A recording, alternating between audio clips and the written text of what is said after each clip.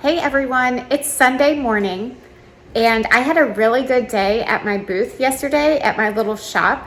So I wasn't really planning on taking stuff over there today because I normally take Sundays off, but my shelves are going to be pretty empty. So I just made a few little things to take. I don't sell a lot on Sundays, so I'm not stressing it. I'm just taking 3 things over. But I'm also taking the time today to clean up some of the mistakes that I made when prepping stuff for my shop.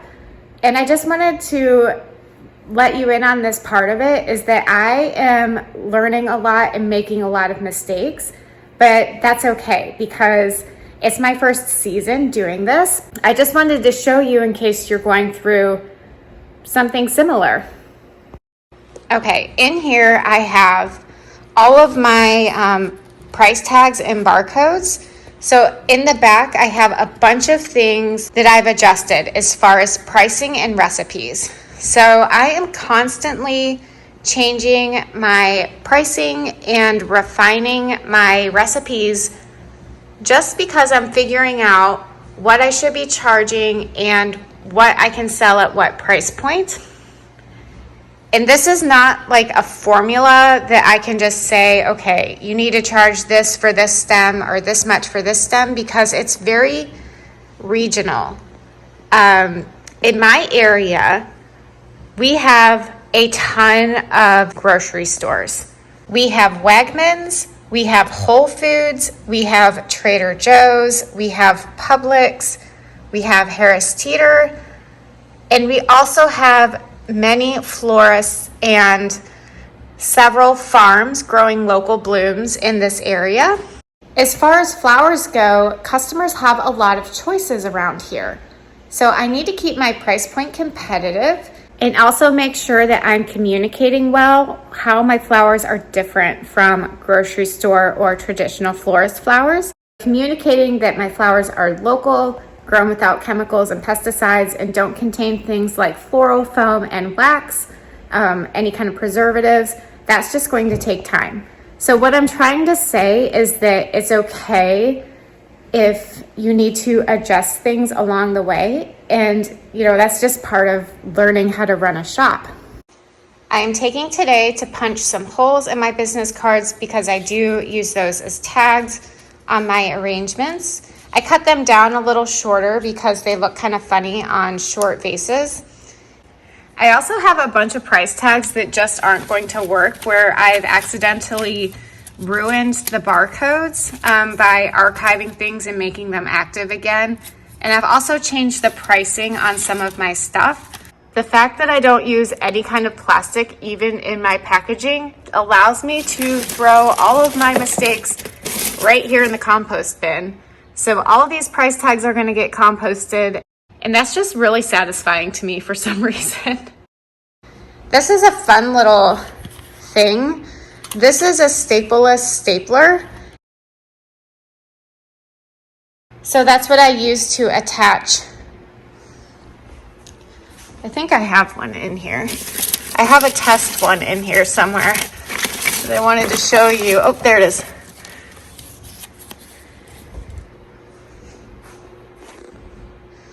Okay, so I can use that to attach these 2 things together without using any staples, and I really like that. It's all paper. I was going to do posy bouquets, which was basically like a single stem or like 1 or 2 stems with filler, but I don't have enough filler.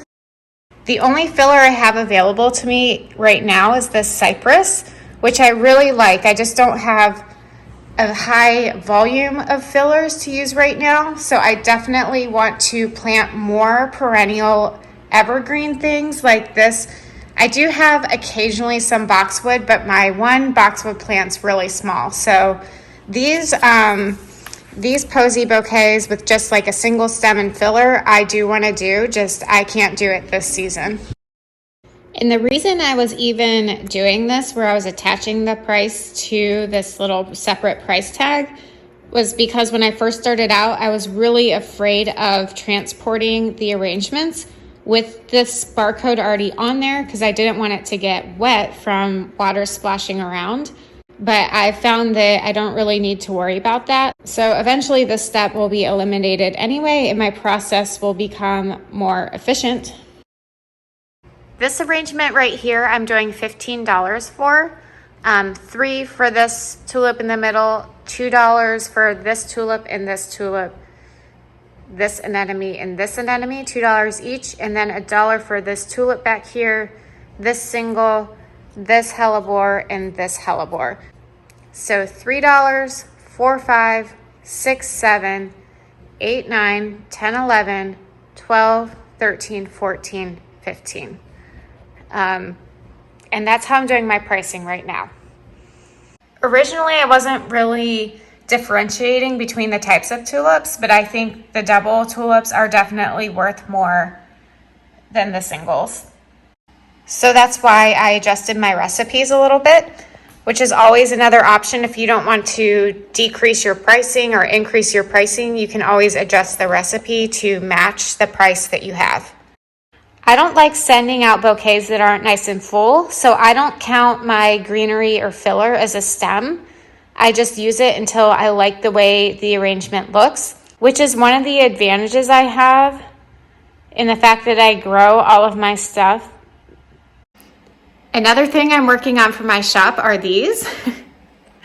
This right here, I am working on making bunny ears. Obviously, this is just one ear, but I'm taking my shrub branches and bending them and tying them. There we go. Tying them like this.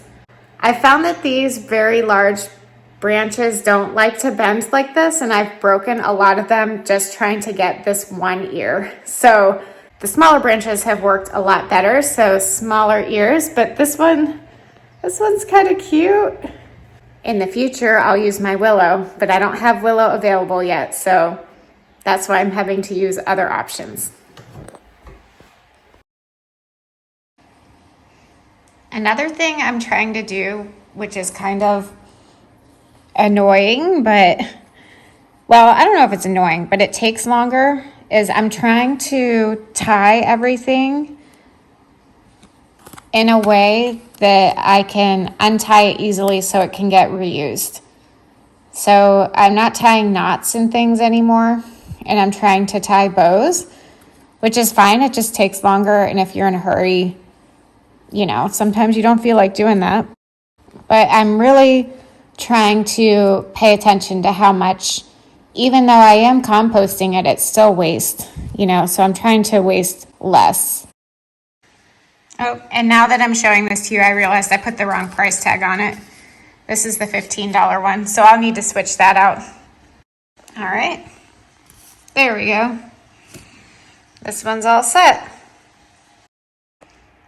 And as far as pricing on these ones, I did run out of the green filler and I didn't want to go cut more, so they have a few extra white tulips in there. So these ones have a little more than $10 in them, but that's okay. I have 3, 4, 5, 6, 7, 8, 9, 10, and then I have 2 extra white tulips just because I didn't have enough filler. So 3, 4, 5, 6, 7, 8, 9, 10 for the hellebore, and then 2 extra white tulips because I did not have enough greenery. Another thing I find extremely challenging about my flower shop that I don't see a lot about on YouTube or education-wise is how to transport flowers. I've just had trial and error, just trying to get them there very anxiously sometimes. And I will show you currently what I'm doing. I'm always open to suggestions though, if you have ideas on how to transport flowers, especially small arrangements. When I have buckets of flowers, it's much easier, but when I have these little prearranged things, it is more challenging to keep them from falling over, spilling water, smushing into each other, or stems breaking. So I'll show you what I do, but I'm also open to your suggestions. So leave me some comments down below if you have tips on how to transport flower arrangements. I just have these baskets from Target, and these are little cell trays from Bootstrap Farmer. These I just had laying around. I've used everything from empty jars to yogurt containers to other things as like spacers. But I found that this will fit right in here like that to keep the flowers away from the edge. And then I just kind of line them up in this basket.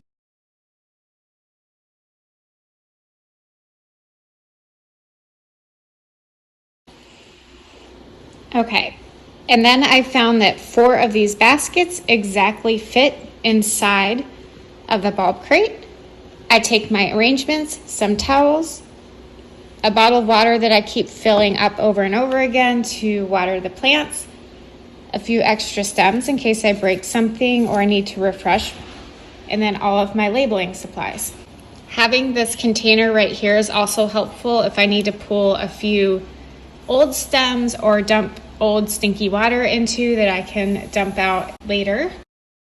I do like to refresh the water in all of the vases. It helps the flowers last longer and look nicer. So I will dump out the old water into that yogurt container and then give them fresh water. I also keep a small watering can at the shop, which allows me to put the clean fresh water in the arrangements easily without making a big mess. Okay, I forgot to shoot any more video than that for this week, so that's the end of the video. After I get all the arrangements in those baskets and all of my supplies all straightened out, I take them to the shop, and that's it. Thank you for watching this video. If you enjoyed it, give me a thumbs up. And the best way you can support me and my channel is to subscribe and share with your flower loving friends. I'll see you next time. Bye.